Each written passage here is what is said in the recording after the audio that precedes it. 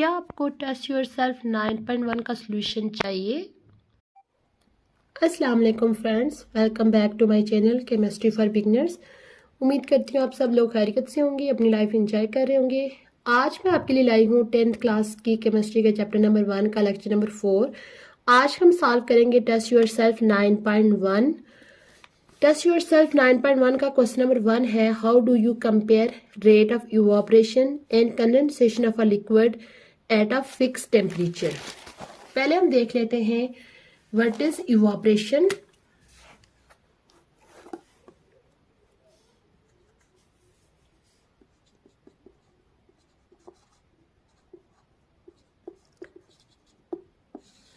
जब हमारे पास कोई भी लिक्विड है, लिक्विड जो है वो चेंज होता है वेपर फॉर्म में, इस प्रोसेस को बोलते हैं इवापोरेशन। दूसरा उन्होंने पूछा हुआ व्हाट इज, यहाँ पे दूसरा जो टर्म का जिक्र हुआ हुआ है इस रिएक्शन में, इस क्वेश्चन में, कंडेंसेशन। जब हमारे पास वेपर अगेन चेंज होंगे लिक्विड में, इस चीज को बोलते हैं कंडेंसेशन। क्वेश्चन क्या है कि क्या रेट ऑफ इवापोरेशन और कंडेंसेशन किसी भी लिक्विड के फिक्स टेम्परेचर पे उनका अगर हम कंपेयर करें तो उनका क्या होता है। सपोज हमारे पास अगर फिक्स टेम्परेचर है, फिक्स टेम्परेचर मीन कि हम रूम टेम्परेचर ले लें 25 डिग्री सी, तो उस टाइम किसी भी लिक्विड का अगर हमारे पास वो लिक्विड ओपन कंटेनर है तो अलग कंडीशन होगी, और अगर वो क्लोज कंटेनर के अंदर है तो उसकी कंडीशन अलग होगी। रेट ऑफ इवापोरेशन और रेट ऑफ कंडेंसेशन इक्वल होंगे अगर कोई लिक्विड फिक्स टेम्परेचर में क्लोज कंटेनर के अंदर मौजूद है। अगर वो क्लोज कंटेनर के अंदर मौजूद नहीं है तो उसका रेट ऑफ इवापोरेशन और रेट ऑफ कंसंट्रेशन जो है, कंडेंसेशन जो है, वो कभी भी इक्वल नहीं होंगे। ये था हमारा क्वेश्चन नंबर 1। क्वेश्चन नंबर 2 क्या है, where are those molecule of liquid which vaporize above from the surface liquid, surface of a liquid.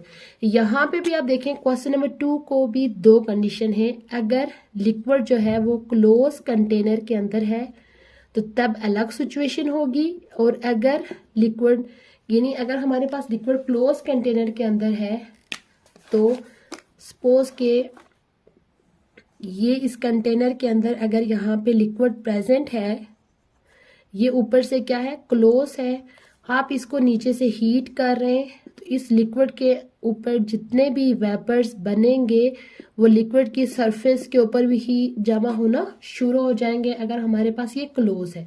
लेकिन अगर ये हमारे पास एक ओपन कंटेनर है यानी ऊपर से क्लोज नहीं है, आप इसको हीट कर रहे हैं तो इसके जितने भी वेपर्स बन रहे हैं तो वो एटमॉस्फेयर के अंदर जाएंगे। यहाँ पे उन्होंने मेंशन नहीं किया हुआ कि आया वो लिक्विड किसी क्लोज कंटेनर के अंदर मौजूद है या किसी ओपन कंटेनर के अंदर मौजूद है, इसलिए हम इसका आंसर दोनों सिचुएशंस में देंगे कि अगर हमारे पास कोई लिक्विड क्लोज कंटेनर में है तो उसके वेपर जो है वो उसकी सरफेस के साथ जमा होना शुरू हो जाएंगे, और अगर वो ओपन कंटेनर में है तो वो जो उसके वेपर्स होंगे वो एटमॉस्फेयर में चले जाएंगे।